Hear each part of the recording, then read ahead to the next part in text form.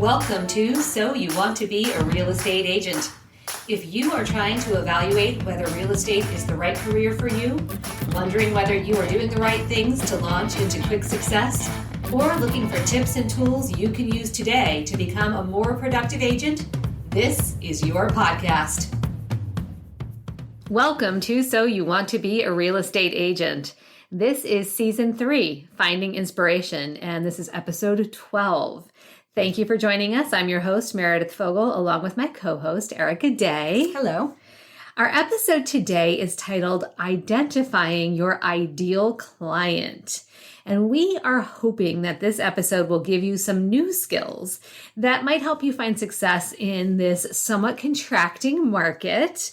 We are recording in January of 2023, and we're experiencing a shift in the market. So if you're listening to this later, we hope things have opened up. Maybe interest rates have come down a little bit. There's more activity out there.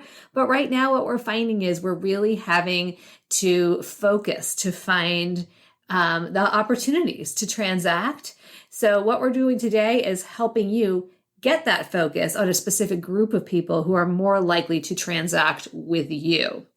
And we've got a couple of exercises that we're going to do that will hopefully also present you with some new ideas and strategies you can start to put into use right away to begin to realize the success you're after.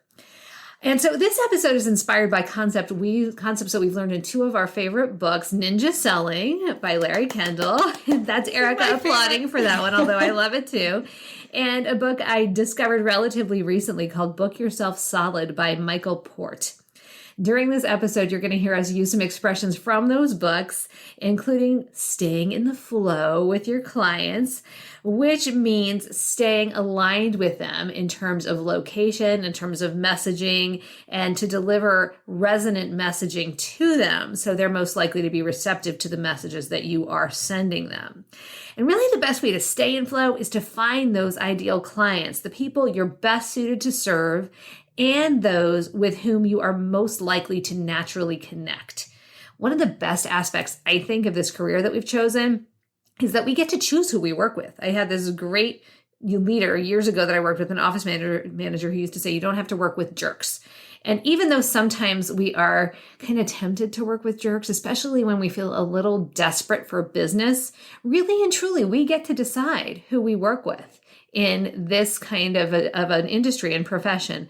You had a situation or two where you've decided not to work with people that haven't felt like a good fit for you, right? I have. Yeah. I mean, really in my first 3 clients, I declined probably 2 of them. And I was like, ooh, what am I doing? I really need the money, but I'm glad I did. Yeah. It's like, I always think of it as, you ever play the game of life? There's this new version that you have, there's like a digital credit card thing that you put in. Oh, really? Yeah. Well, it's interesting because it gives you life points and it gives you dollars. Life points are worth more than dollars in the game of life, which I think is so an interesting experience? Metaphor. Is that what that means? It's like if you draw a card that's like, take your whole family to Bali for a vacation.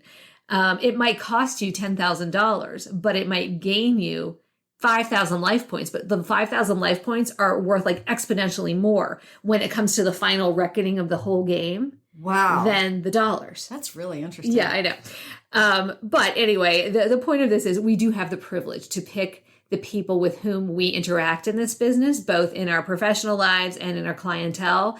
And the people who are going to sap the lifeblood from you are not going to give you what you need in order to be productive with future clients and in your life in general. So I think you're absolutely right to make those choices. Yes, it really means choosing the experience you're going to have. And you get better at choosing that. You realize what certain people are going to bring you as you get to know people more, you know, interact with the public more. You're like, these people are not going to give me a good experience. Right. You're exactly right. Yeah. Yeah. And we also find that focusing on a specific group, which we're going to call your audience, will help you succeed. There are 2 old sayings. One is, when you speak to everyone, you speak to no one. And another is, you can't be all things to all people. Both of these are really, really true sayings. The more you identify your audience, the more traction you're going to get, and the more effectively and quickly you're going to achieve success. Plus, working with your ideal clients will make your work feel infinitely more enjoyable. If you're not getting joy out of your work, why are you doing it? So today we're going to help you identify your target audience, which should consist of these ideal clients, and we're going to help you begin to find your focus. You might want to grab a pen and paper, or you can pull up your notes on your computer or your phone so you can brainstorm as we do these exercises together. And I did this, I brought my whole team through these exercises. So this is what we're going to share with you today, are sort of the results of these exercises as examples that you can use. So first, start by thinking about the people you most enjoy being around, the people who give you energy, lift your spirits, and with whom you feel most connected. And I want you to answer the following about these people. And Erica and I are both going to share our answers with you so you can kind of get the gist of how this exercise is completed. All right, so Erica, thinking about that group of people, don't say who they are, but just think about them. What do they like to do? So for me, music is a big connection that I have with people, right? And I have a whole TikTok channel based on music and music trivia. That's a big thing for me. I love people who love music. Parents of minor children is, an area where I connect with people too.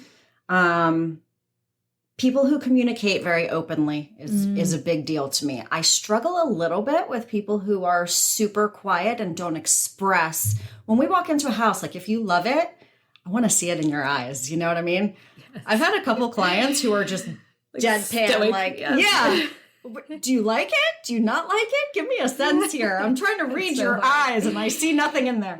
So yeah, I've realized that's something I really like. Nothing behind your eyes. Yeah. But then there's that challenge of like drawing it out of them too, which I've seen you do very effectively. Yes. So I do feel like I work well with introverts, even though it wouldn't be, I really like outgoing people and social people, but, and people who like to have fun and all that stuff. But yeah, I do feel like I can really put an introvert at ease also. It's just more that I need a little feedback.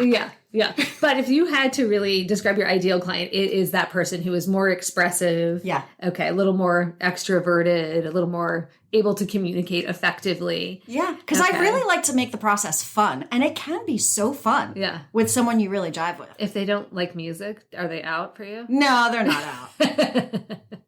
We just won't, I'm not going to ask you. I don't have like interview questions that we're going in with, but just to give you a sense. You could put that on your buyer consultation form. What kind of music do you like best? None, sorry. Or if they say opera or something, I'm like, yeah, we're not going to be a good match. I can't be your friend. Sorry.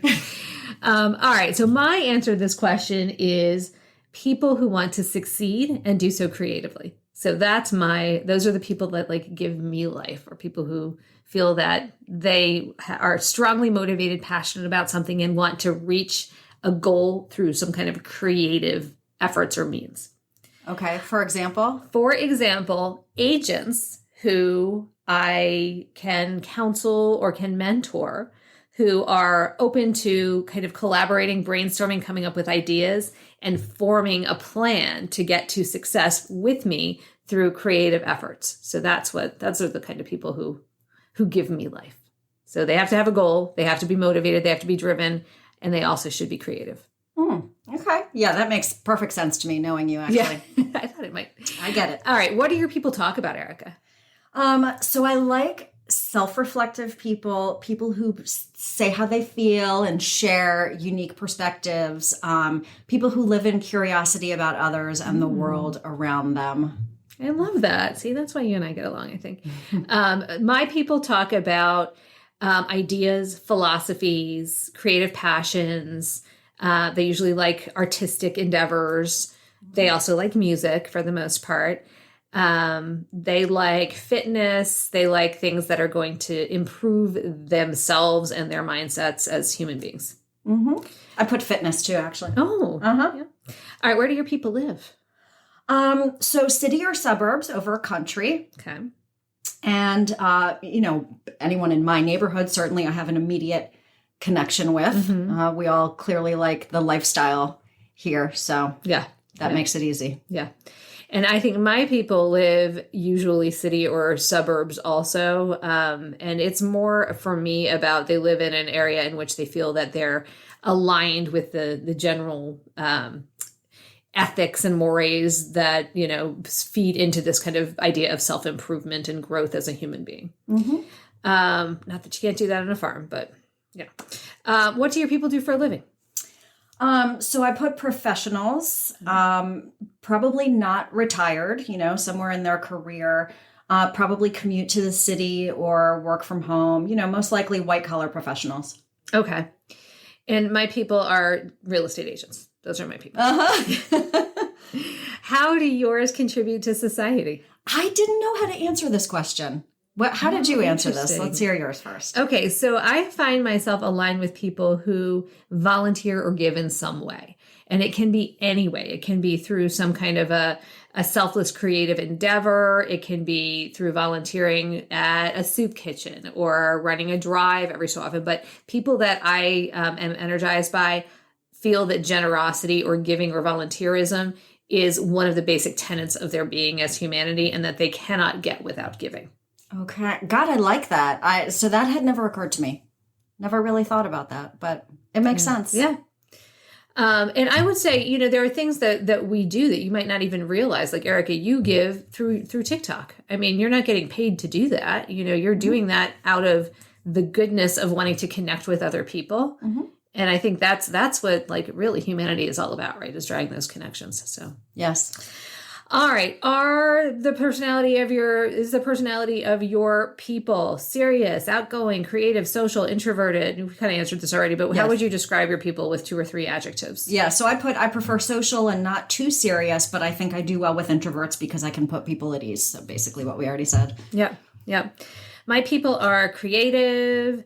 They are usually extroverted introverts. So they're introverted by nature, but they've sort of forced themselves to be extroverted in pursuit of what they do or their goals. Mm-hmm. And they are very serious about their goals, but they know how to have fun when the time is right also. That sounds a lot like you. Yeah, it doesn't it? I know. Like my people are me. And when do you encounter your people, Erica? So I said walking in my neighborhood, getting a manicure, grocery shopping, dating, TikTok. Mm-hmm. And I encounter my people usually through some kind of overlap in a transaction or someone who has listened to one of the podcasts or seen a TV show or read the book or my mastermind groups. That's another place that I really encounter these people. I'm so energized by the generosity of spirit and ideas in the mastermind groups that I'm part of. That's like I come away from those groups and it's just insane how I feel afterwards. Okay, so I'm gonna quickly review the questions so that if you haven't gotten a chance to jot your own answers down, you can either pause the podcast. I need to pause my speech so I can talk and do that, or you can have a chance just to quickly jot your answers down now. So the questions were, for your ideal client or audience, what do they like to do? What do they talk about? Where do they live? What do they do for a living? How do they contribute to society? And how would you describe their personality? Serious, outgoing, creative, social, introverted, something else. Last, when do you encounter them? So take a minute to sketch out your ideal client. Now we're going to talk about your tribe, and these are the people that are most likely to like and trust you already.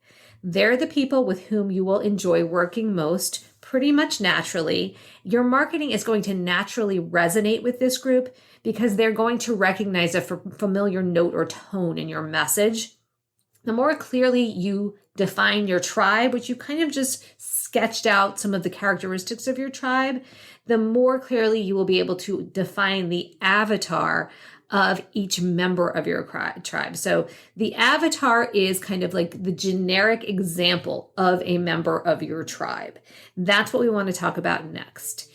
The more that you can align with this avatar, the more you are naturally going to create client attraction, because avatar is attracted to the things that they feel are most similar to them. If you think about the movie Avatar, for example, right? They all want to be in their little tribes together. Even within their tribes, there are other tribes that feel different enough. They don't really want to be with them, or they reject the other people that are not like them. And certainly they reject the humans who are completely not like them. So what you're going to do with this avatar also is to use it as a filter through which you will choose your ideal clients. And when you get to the point where you have realized that you don't need to work with everybody, when you're sitting across from somebody, you can say to yourself, does this person fit within my avatar? And if they don't, maybe consider either referring them to somebody else or just being very cautious about how you proceed with them, because they might not be someone who is going to be naturally inclined to be persuaded by you or to trust you, or vice versa. First, here's our next exercise. You are going to list 3 people you know who fit into your ideal client group. So list 3 people with whom you love to interact and whom you look forward to seeing. Who you look forward to seeing. So who are those people? We're not going to answer these questions unless you want to, Erica, but she's shaking her head. But think about 3 people either that you've worked with before who you had a phenomenal experience with, or 3 people who you were like, man, if I had the opportunity to work with those people, I would be like so happy. I know I would really love it. All right. Now, once you've listed those people, I want you to think about the top 3 characteristics they all shared. So of your top 3 clients that you've ever worked with, what are the top 3 characteristics they all shared? And it's going to be different for everybody. If you focus on this group, the clients with whom you love to interact, it is crucial not only to your success to do this, but also it's going to bring you much more happiness when you focus on this specific avatar group. And isn't finding happiness in what we do what it's all about? Have you found, Erica, ever where you have like not listened to your gut about working with somebody and you've regretted the decision? I think I have enjoyed some aspect of working with every single client. Oh, good for you. Yeah. That's good. So you've never had one where you're like, man, I shouldn't have taken that person on. Not yet. Okay. That's great.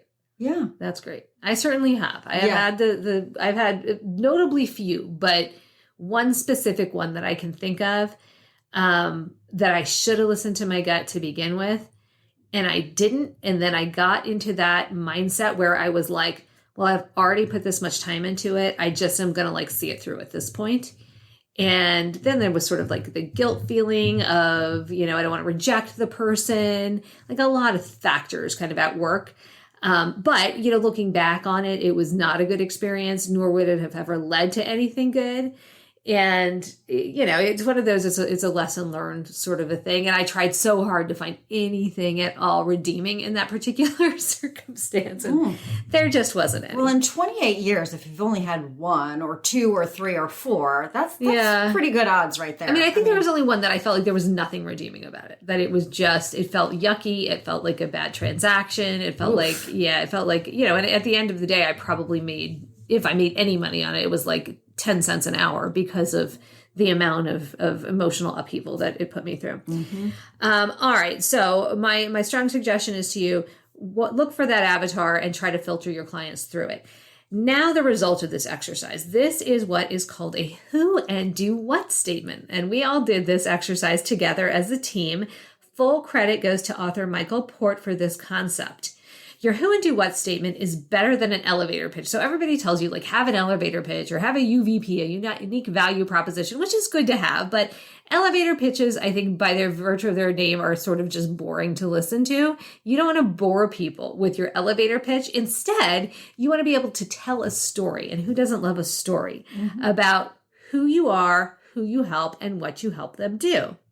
The story you'll tell your audience when someone asks you what you do is what we call your who and do what statement. And this who and do what statement is going to help guide you in your marketing message as well. So what I want you to do now is use the information you collected in the exercises that you just completed and do the following. And Erica, I'm going to have you share your who and do what statement because yours was pretty good. So first, you're going to identify the people that you want to help. Who are yours, Erica?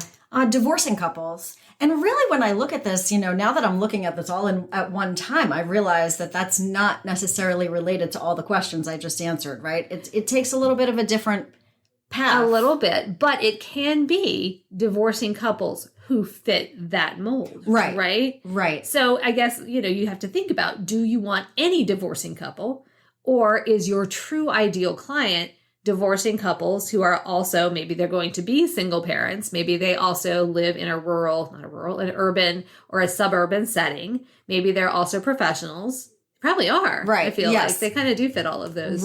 Right. So this is like almost a subset. And here's the idea with this who and do what statement is you don't have to have just one, right? So your umbrella ideal target audience can be what you described. Your avatar is an example of that ideal target audience. And then this is a subset of clients that you are specifically positioned or expert in helping within those. And we all might have 3 or 4 or more of these subsets of clients. But the idea is here to dig down deep on one, because right now this is the time to focus and go deep on one particular client group so that you can try to generate leads through this client group, which is then going to keep you from trying to be the all things to, all people, which we know is not possible to do. Right. So what we just went over was a lot of personality, more personality traits and values and that kind of thing. Whereas this is more of a demographic, right? It is. So, but let me ask you this, like if someone came to you, so let's say a divorcing person, I will not give it a gender, came to you and was not only, a very like walled off stoic person, but maybe they also were like in some kind of maybe they were in no profession. Maybe they just were in a profession that you totally couldn't even, align with or had no understanding about. Maybe they're in some kind of, I don't want to say illegal, but some shady profession, right? And maybe they also were speaking terribly about the spouse that they were about to divorce or had just divorced. And maybe they also willingly gave up the rights to their kid or kids because, right? So this is where I'm going, that now you're using that razor of your avatar. Yes. Are you going to take that person just because they're, and maybe they're a case, a psychological case you feel like you can help and try to make a better person. Case by case, I'd have to assess, but I wouldn't market to that person. Right, exactly. That's my point. That's not my target audience. That's my point, right? So now you've got an avatar that's going to help guide you. Because, you can say, I'm this person, I'm going after these people, but maybe not everybody in that group. All right, so back to that. So you're helping divorcing people. Now, what's the problem that this particular group faces that you can help them solve? So divorcing couples have the extra task of selling a house plus splitting their belongings and going in 2 different directions, right? They probably each want to rent or buy.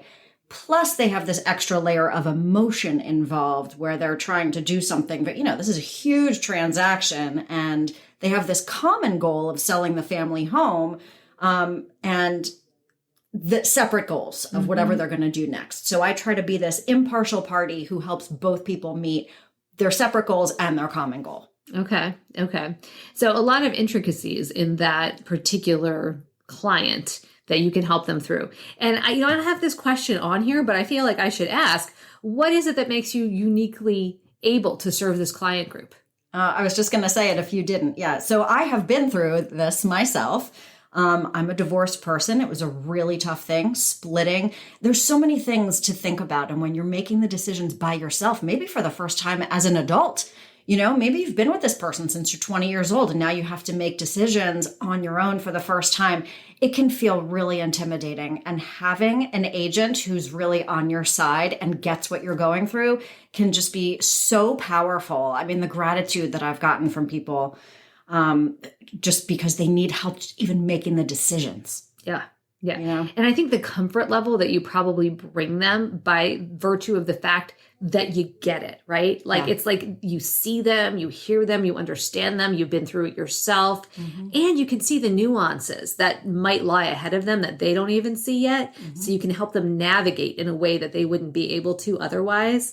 I think that probably makes them feel so much more taken care of in a time that they probably don't feel real taken care of. They probably feel kind of taken advantage of. Absolutely. So it's I want them to feel heard. I really want every client to feel heard. And that's why if you can't hear a client, if they're talking to you and something's going by you, yeah, it's probably not a good fit, because that's not a good feeling for you either, to know like, I don't really know how to help you. I can try, but not really sure. No, it's better when what they're saying resonates and you can really genuinely say, I get you. Yeah, exactly. Okay. So we know who they are. We know what you help them do. Well, we know what the problem is, I should say. Now, what do you help them do? So mitigate the high emotion and, like you said, the intricacies involved, and really bring it down to, here are the numbers, here are your goals. How do we get there? What's the next step? Because the adversarial aspects of it, and, it can be contentious and complicated, and I can really help them to I can be this impartial party who can advocate for both. And that's really what they both need. Yep. Beautifully said. Okay, so now the next step is you got all of these pieces outlined. Now the idea is to put this together into a statement that feels like a story that you tell when you're talking to somebody and they say, so what do you do? Or how is real estate going for you? Or what's the market doing? So that you can really explain what your differentiator is. And the thing that we find happens is that people begin to think about ways to help you. And the more specific you are, the more specifically they can help you get connected to people who can use your help. So let's say you are at a social event and someone says to you, so Erica, what do you do? How would you use this who and do what statement to tell them? Yeah, I'd say, I work in real estate and I help divorcing couples. We just had COVID. Lots of people are heading in that direction, sadly. But that's why I help that demographic who have the extra task of selling a house, splitting their belongings and going in two different directions. And I understand that extra layer of emotion involved. So I serve as an impartial party to advocate for both and help them meet their separate goals as well as their common goal of selling the family home. Wow. That sounds really, really complicated. That's great that you can do that. I'm being your listener now. Okay. So, and you can even say, like, do you know anybody like that? So usually what you'll see is if you're quiet for a minute, and it's so funny, even I've heard this from you before, but even though like I've heard it, my wheels are turning and I'm like, but I don't know if I'd heard like the COVID wrinkle. Maybe I had, but No, I think I just added that. Okay. Yeah. But my head is going, who do I know who split up during COVID? Like immediately I'm thinking of people and I'm thinking, I wonder who might be able to benefit from your expertise. And that's what human beings do. They want to help each other. So when you tell a story like this, you are like 10 times more likely to get someone to go, oh my gosh, you know what? This sounds like exactly what happened to my neighbor. I don't actually know if they've gotten an agent yet, but I know they've got to sell their house. I should connect you guys. Human beings love to connect, right? Yeah, please do. Here's my card. Do you have their contact information? I'd love to give them a call. Okay, yeah, absolutely. I'll give it to you. Thank you. I'm sure they'll be so grateful. Yeah. Absolutely. So that's the way this like really goes in real life is, for you to be able to tell that story. So I'll give you my example. So my who is I help agents who want to be successful in real estate. That's the large umbrella of it. Their problems, they can be many, but specifically their problems are usually that they don't have the support, they don't have the training, or they don't have the systems. They don't know what to do to become successful in real estate.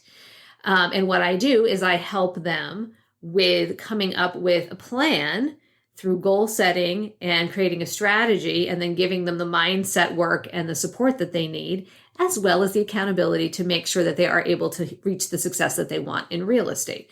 So if someone asks me, what do you do? I will say, well, you know how people get into real estate and they kind of either think it's easier, or they're not really sure what it takes to be successful. Those are the people that I help. So I help new agents looking for the quickest and most certain path to success, and established agents who want to take their careers to the next level with the support systems and training they need to achieve their dreams. And so that's the nutshell of it. So I would maybe say, do you know anybody like that? And it's funny how when I say this to people, they go, oh my gosh, yeah, my cousin's a real estate agent. I don't know if she's even done a transaction, or, my friend just got her license. Or sometimes it's, I've never told anybody, but I got my real estate license, and then they haven't been able to get to success. And then it's just a conversation. You know what's great about your statement is it automatically, so I try and picture that, right? Because I think what I'm saying, people automatically, okay, divorcing couples, they're selling the house. I get it. But when you say yours, it automatically brings up all these follow-up questions in my mind. Like, ooh, what does that look like? How long does that take? What kind of training? What do you mean? What kinds of goals? How are you doing that? Yeah. You know, are we talking about like phone coaching, or is that, how much do they pay you for that? You know, like I have so many questions. That's starting a conversation. Exactly. It just gets you right off on a whole path, because automatically, ooh, I can't exactly picture that. Tell me more. Yeah. Well, and actually, when you said yours too, there were other questions. I was like going to even ask you, you know, really COVID had this much of an effect on people? Like there were that many, you know? So absolutely. And part of this is to be a conversation starter. Right. And remember, be reciprocal. So ask the other person what they do as well, but keep the conversation flowing as well. But I think, you know, the idea here is get the conversation going, make the connection, and tell a story. You're much more likely, and then guess what happens is you're much more likely to find that ideal client. So either that person standing in front of you turns out to be your client, or they're going to send someone to you or think of you the next time they have a conversation with someone who can use your help. You've just attracted your ideal client, which again circles all the way back to the reason we do this in the first place, to work with people with whom we want to work. Now, the kind of like extra icing on the cake here is if you can come up with a slogan or tagline that speaks specifically to the audience that you want. Do you have anything like that? I don't. And you threw a couple out there last time, and I need to come up with a good one. Okay. Yeah. Okay. So I came up with, because I liked everything to rhyme, that's just how my mind works. It was the mentor you need when you're ready to succeed. So that's my little tagline for people. So come up with your taglines. Everybody out there who does this exercise, send them to us. I would love to hear if you want to run your who and do what statement by us. We'd love to hear it. If you want to throw us your tagline, we'd love to see it. Connect with us. If you connect with us, we will follow you back on social media. So please reach out. We want to thank our podcast sponsors who make the show possible: CLA Title, Peter Yanni of Home Team Mortgage, the Rozek team with Embrace Mortgage, and Paul Harsani of Eagle Bank. Please consider reaching out to our sponsors to support those who support us and our industry. Thank you again for listening. Send us your who and to what statements. Send us ideas for future shows as well. We are so grateful to all of you who reach out. We love hearing from you. Thank you for listening. Erica, thanks for being with me and sharing your ideal client and your who and do it with us today. Thank you. This has been So You Want to Be a Real Estate Agent. We will see you next time. We are so grateful you joined us today. If you've benefited from the advice we share on the show, we hope you'll tune in to our next episode.